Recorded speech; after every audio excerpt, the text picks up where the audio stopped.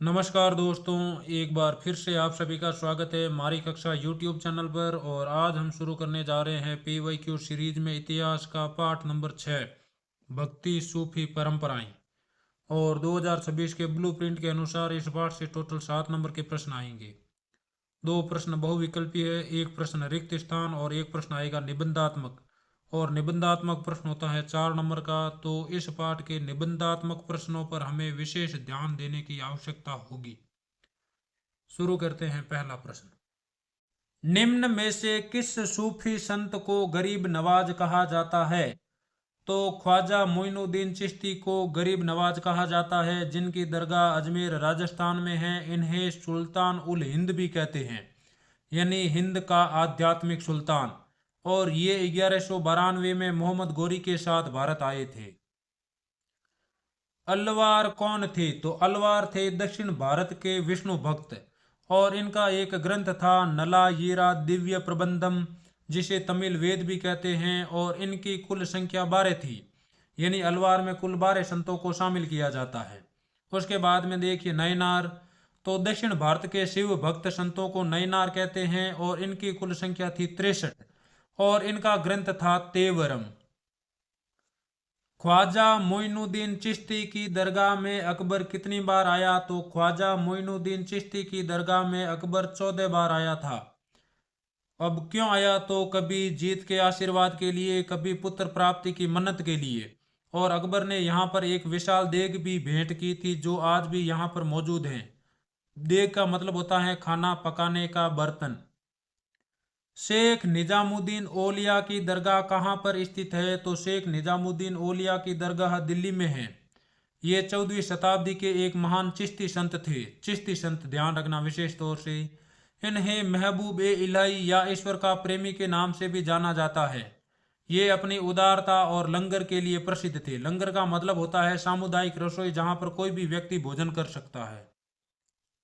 निम्नलिखित में से कौन सी एक महिला विष्णु भक्त थी? तो अंडाल है वो एक विष्णु भक्त महिला थी, और ये एक अलवार संत थी जो स्वयं को विष्णु का प्रेयसी मानती थी, यानी प्रेमिका।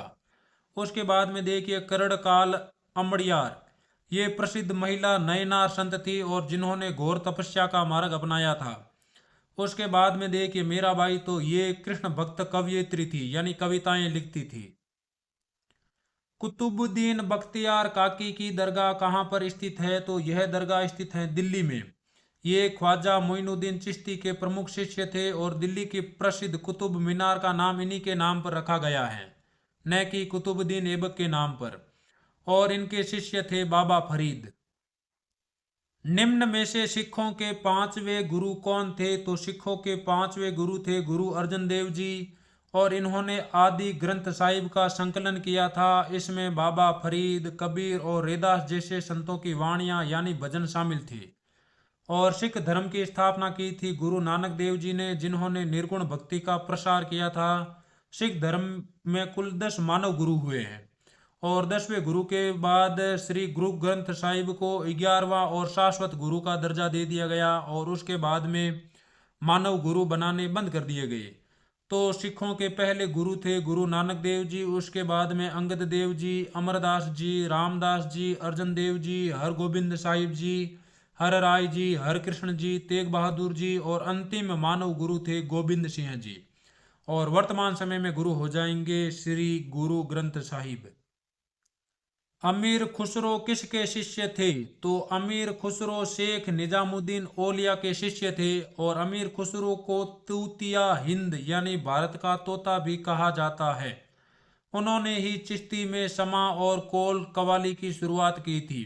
वे अपने गुरु निजामुद्दीन औलिया के सबसे प्रिय शिष्य थे।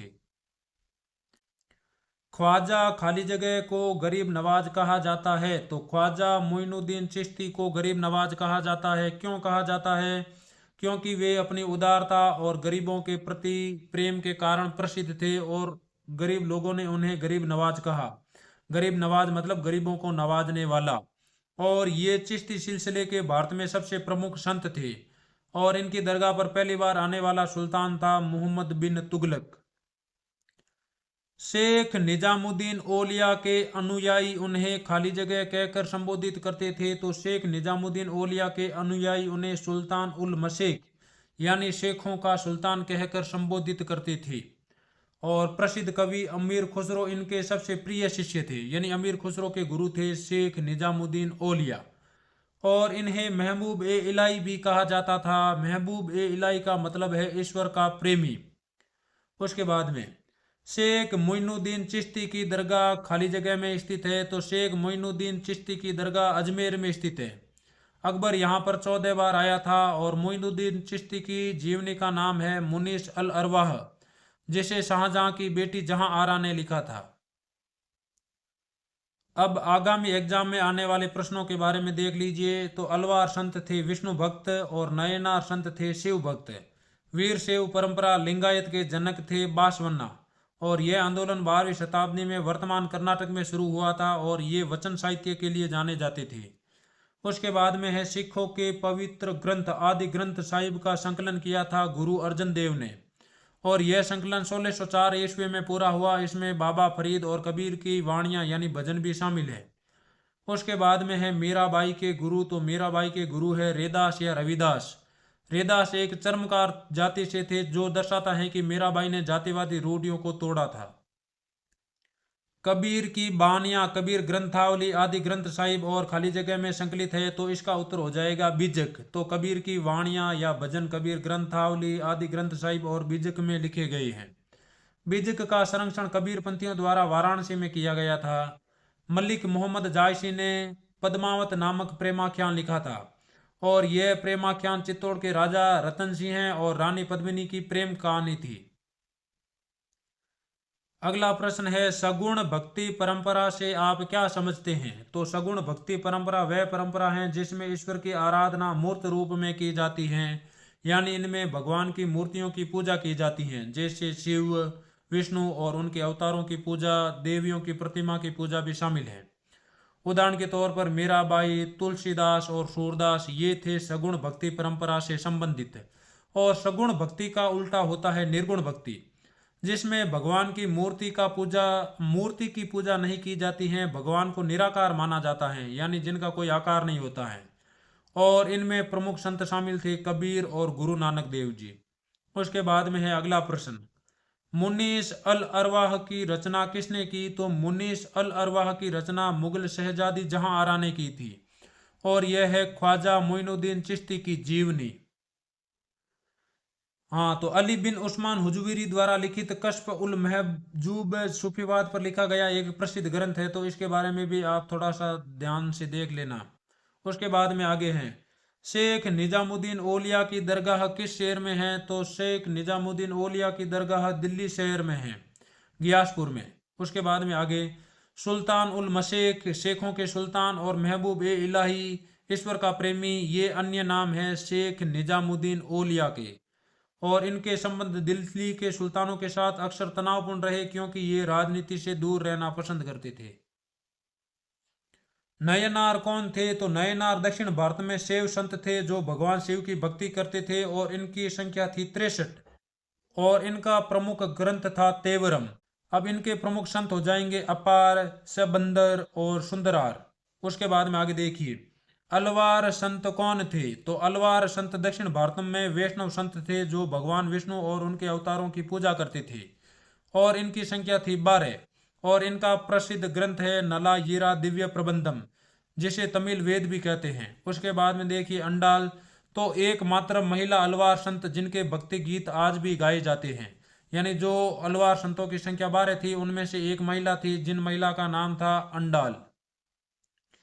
भक्ति आंदोलन की कोई दो विशेषताएं बताइए। तो भक्ति आंदोलन की दो विशेषताएं हो जाएगी ईश्वर के प्रति एक निष्ठ प्रेम और समर्पण बिना कर्म कांड के। उसके बाद में जाति प्रथा, छुआछूत और बाहरी आडंबरों का विरोध। तो भक्ति संतों ने संस्कृत के बजाय आम बोलचाल की भाषा जैसे ब्रज है, अवधी है, तमिल है, पंजाबी है, इन भाषा में उपदेश दिए, जिससे यह आंदोलन जन जन तक पहुंचा, क्योंकि आम लोग संस्कृत भाषा की जानकारी नहीं रखते थे। उसके बाद में कुछ अन्य महत्वपूर्ण प्रश्न, उल्मा कौन थे। तो इस्लाम धर्म के ज्ञाता या विद्वान जो शरीयत के संरक्षक माने जाते हैं, उन्हें उल्मा कहा जाता था। जिम्मी किसे कहा जाता था? तो मुस्लिम शासकों के क्षेत्र में रहने वाले गैर मुस्लिम लोग जैसे यहूदी, ईसाई और हिंदू जो जजिया कर देकर संरक्षित रहते थे, इन्हें जिम्मी कहा जाता था। लिंगायत संप्रदाय या वीरशैव संप्रदाय के संस्थापक कौन थे? तो इसके संस्थापक थे बसवन्ना, और इन्होंने इसकी स्थापना की थी 12वीं सदी में कर्नाटक में। उसके बाद में आगे देखिए, सिलसिला का शाब्दिक अर्थ क्या है? तो सिलसिला का शाब्दिक अर्थ है जंजीर। यह शेख और मुरीद के बीच एक निरंतर रिश्ते को दर्शाती है। उसके बाद में खानकाह क्या है? तो सूफी संतों का निवास स्थान या आश्रम जहां पर वे रहते थे और जहां वे उपदेश देते थे, उसे हम खानकाह कहते हैं। चिश्ती उपासना के संदर्भ में कव्वाली से आप क्या समझते हैं? तो चिश्ती उपासना के संदर्भ में कव्वाली एक प्रकार का गायन होता है। तो चिश्ती सिलसिले में ईश्वर की उपासना का एक प्रमुख तरीका समा यानी संगीत की महफिल है। समा का अर्थ होता है श्रवण करना यानी सुनना। इसमें ईश्वर का गुणगान संगीत और काव्य के माध्यम से किया जाता है, जिसे कव्वाली कहते हैं। यानी जो हिंदुओं में भजन होते हैं, उसी प्रकार चिश्ती उपासना में कव्वाली होती है। इसका मुख्य उद्देश्य श्रोताओं को दिव्य उन्माद या परमानंद की स्थिति उत्पन्न करना है, जिससे वे दुनिया को भूलकर ईश्वर के करीब महसूस कर सकें। और प्रसिद्ध कबीर अमीर खुसरो ने दिल्ली में कौल अरबी कहावत का प्रचलन किया, जो कव्वाली की शुरुआत और अंत में गाया जाता है। आज भी दरगाहों पर कव्वाली गायन चिश्ती उपासना का एक अभिन्न अंग है। सगुण और निर्गुण भक्ति परंपरा में अंतर स्पष्ट कीजिए। तो सगुण और निर्गुण भक्ति परंपरा ये भक्ति आंदोलन की दो धाराएं हैं। सगुण भक्ति में देखिए, इसमें ईश्वर की आराधना मूर्त रूप यानी मूर्ति के रूप में पूजा करके की जाती है। भक्त है वो ईश्वर की मूर्तियों अवतारों जैसे राम और कृष्ण और देवियों की पूजा करते हैं। उदाहरण तुलसीदास, मीराबाई, सूरदास और चैतन्य महाप्रभु, ये थे सगुण भक्ति के संत। उसके बाद में देखिए निर्गुण भक्ति, तो इसमें ईश्वर को निराकार माना जाता है, जो अमूर्त हैं, और जो गुणविहीन माना जाता है, यानी ईश्वर का कोई आकार नहीं है। इसमें मूर्ति पूजा का विरोध किया जाता है और ज्ञान या नाम स्मरण के माध्यम से निराकार ब्रह्म की उपासना करते हैं। उदाहरण हो जाएगा कबीर, गुरु नानक देव जी और रैदास जी, ये थे निर्गुण भक्ति के समर्थक। आपके विचार से चिश्ती सिलसिला इतना लोकप्रिय क्यों हुआ? किन्हीं 3 कारणों को समझाइए। तो चिश्ती सिलसिला भारत में लोकप्रिय होने के 3 कारण। सबसे पहला, स्थानीय परिवेश में ढलना। तो चिश्ती संतों ने भारतीय संस्कृति को अपनाया। उन्होंने लोगों से बातचीत के लिए स्थानीय भाषा यानी हिंदी का प्रयोग किया, जिससे आम जनता उनसे जुड़ सकी। उसके बाद में आगे हैं समानता और लंगर। उनकी खानकाह यानी आश्रम में अमीर गरीब, हिंदू मुसलमान, ऊंच नीच का कोई भी प्रकार का भेदभाव नहीं था, और लंगर में सभी एक साथ बैठते थे और भोजन करते थे, जिससे सामाजिक समानता का संदेश गया। उसके बाद में तीसरा कारण हो जाएगा सादगी और त्याग। तो चिश्ती संत सत्ता और धन से दूर रहते थे। उनका सादा और पवित्र जीवन लोगों को आकर्षित करता था, और संगीत ने भी इसे लोकप्रिय बनाने में महत्वपूर्ण भूमिका निभाई। चिश्ती संतों ने यौगिक क्रियाओं जैसे प्राणायाम को भी अपनाया, जिससे हिंदू योगी भी उनके निकट आए। तो इस वजह से चिश्ती सिलसिला भारत में बहुत ही ज्यादा लोकप्रिय होता है। कबीर की वाणी किस प्रकार सामाजिक कुरीतियों पर प्रहार करती है, समझाइए। तो कबीर एक थे क्रांतिकारी संत, जिन्होंने हिंदू और मुस्लिम दोनों धर्मों के पाखंडों पर तीखा प्रहार किया था। उन्होंने मूर्ति पूजा का खंडन किया। उन्होंने पत्थर पूजने को व्यर्थ बताया और कहा कि अगर पत्थर पूजने से हरि मिलते हैं तो मैं पूरे पहाड़ को पूजने को तैयार हूं। और इन्होंने धार्मिक आडंबरों का विरोध किया था। उन्होंने नमाज, रोजा, तिलक, छापा आदि को बाहरी दिखावा बताया, और उन्होंने कहा कि ईश्वर मंदिर या मस्जिद में नहीं बल्कि हर व्यक्ति की सांस में बसता है। उसके बाद में सत्य और प्रेम। उन्होंने जाति भेदभाव को नकारा। कहा कि पोथी यानी किताबें पढ़ने से कोई ज्ञानी नहीं होता, बल्कि प्रेम का 2.5 अक्षर पढ़ने वाला ही असली पंडित होता है। उसके बाद में एकेश्वरवाद। तो उन्होंने राम और रहीम को एक ही शक्ति का 2 नाम बताया। और कबीर की भाषा को सद्दुकड़ी या पंचमेल खिचड़ी कहा जाता है, क्योंकि इसमें कई बोलियों के शब्द मिले हैं। अलवार और नयनार संतों ने जाति प्रथा के प्रति क्या दृष्टिकोण अपनाया? तो अलवार जो विष्णु भक्त थे, नयनार जो शिव भक्त थे। संतों ने प्रारंभिक भक्ति आंदोलन का नेतृत्व किया और जाति प्रथा को चुनौती दी। इन्होंने जातियों का विरोध किया। इन संतों ने ब्राह्मणवादी जाति व्यवस्था और वर्चस्व का विरोध किया। उन्होंने समाज के सभी वर्गों, यहाँ तक कि अस्पृश्य माने जाने वाले लोगों के लिए भी भक्ति का मार्ग खोला। और ये संत विभिन्न जातियों से थे। कुछ ब्राह्मण थे, कुछ किसान थे, कुछ शिल्पकार थे और कुछ यहाँ तक कि अस्पृश्य जातियों से थे। जैसे तोंडर डिप्पोडी एक ब्राह्मण थे, जबकि नम्मालवार किसान परिवार से थे। और इनके काव्य जैसे नला यीरा दिव्य प्रबंधम को वेदों के बराबर माना गया है, जिससे यह साबित हुआ कि भक्ति का अधिकार सिर्फ उच्च जातियों का नहीं है, निम्न जातियां भी भक्ति कर सकती हैं। अलवार और नयनार संतों ने बौद्ध और जैन धर्म का भी विरोध किया था।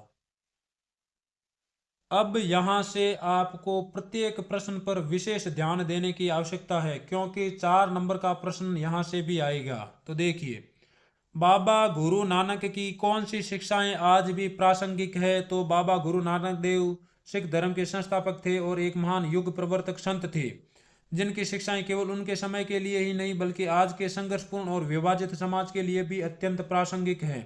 और उनकी प्रमुख शिक्षाएं निम्नलिखित हैं। एक ओंकार या एकेश्वरवाद।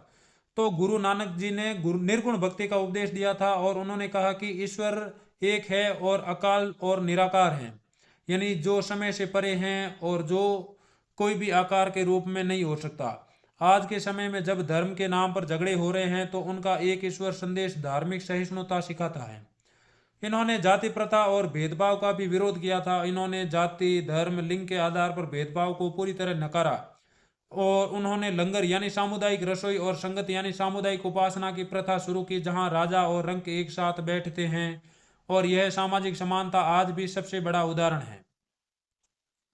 गुरु नानक देव जी ने कर्म कांडों का खंडन किया। उन्होंने बारी दिखावे, मूर्ति पूजा, कठोर तप और यज्ञों को व्यर्थ बताया और उन्होंने कहा कि ईश्वर को वनों में नहीं बल्कि अपने हृदय में ढूंढना चाहिए।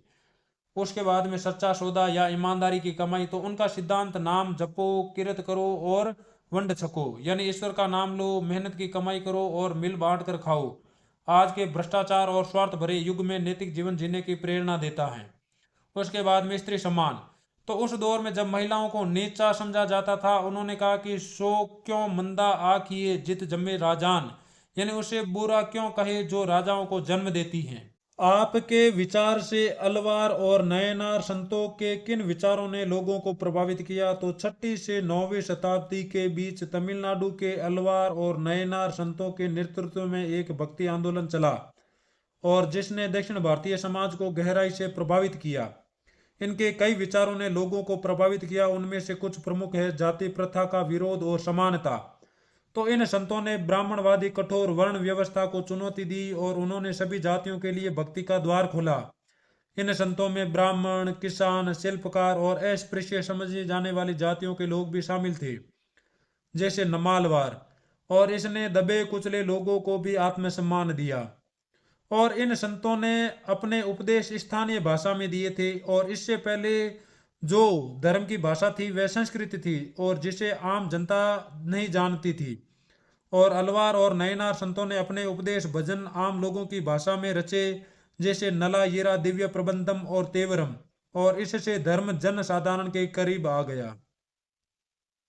और इन्होंने स्त्री भक्ति का भी सम्मान किया। इस परंपरा में स्त्रियों को संतों का भी दर्जा दिया गया, जैसे अंडाल जो अलवार संत थी और करणकाल अमैयार जो नयनार संत थी। जैसी विदुषी महिलाओं ने सामाजिक बेड़ियों को तोड़कर ईश्वर प्रेम को सर्वोच्च बताया, जिससे महिलाओं में जागृति आई। उसके बाद में बौद्ध और जैन धर्म का विरोध। तो उस समय दक्षिण में बौद्ध और जैन धर्मों का प्रभाव था। इन संतों ने अपने तर्कों और भक्ति गीतों से शैव और वैष्णव धर्म को पुनः स्थापित करने का प्रयास किया और लोगों को अपनी ओर आकर्षित किया।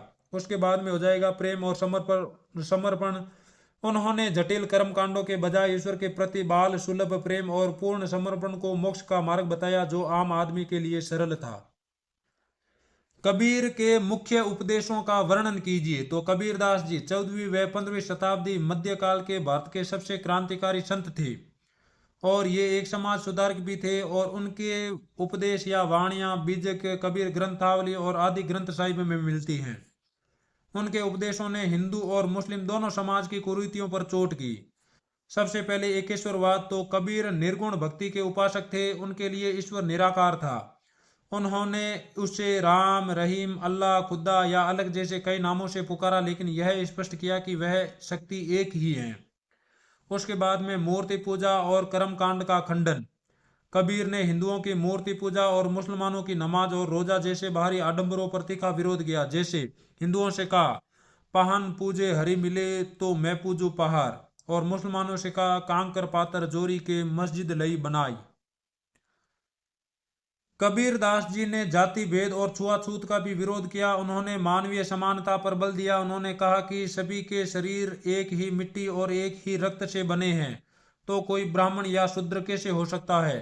जाति पाति पूछे नहीं कोई, हरि को भजे सो हरि का हुई। यानी जब आप भगवान की भक्ति करते हैं तो उस समय आपकी जाति नहीं पूछी जाती।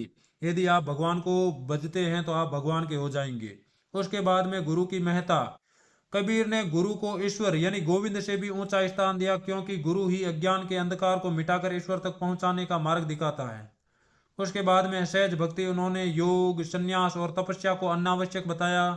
उनके अनुसार गृहस्थ जीवन जीते हुए भी सहज भाव और प्रेम से ईश्वर को पाया जा सकता है।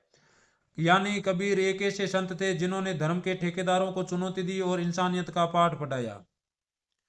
अगला प्रश्न है, सूफी मत के मुख्य धार्मिक विश्वासों और आचारों की व्याख्या कीजिए, या सूफी मत के विकास का वर्णन कीजिए।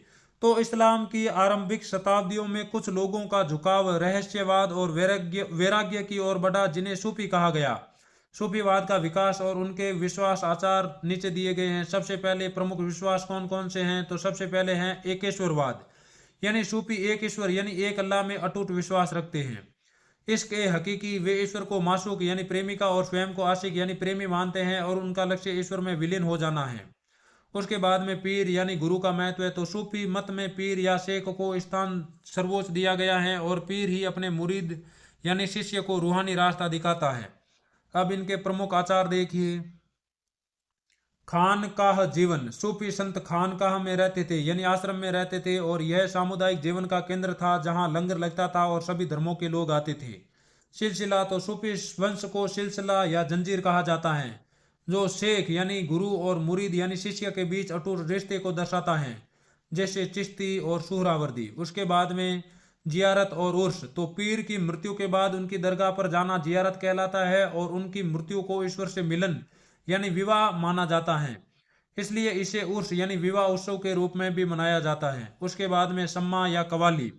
तो ईश्वर के नाम का उच्चारण, जिक्र और संगीत यानी समा के माध्यम से आध्यात्मिक उन्माद पैदा करना और उनकी उपासना का मुख्य तरीका था। उसके बाद में है सूफी मत का विकास।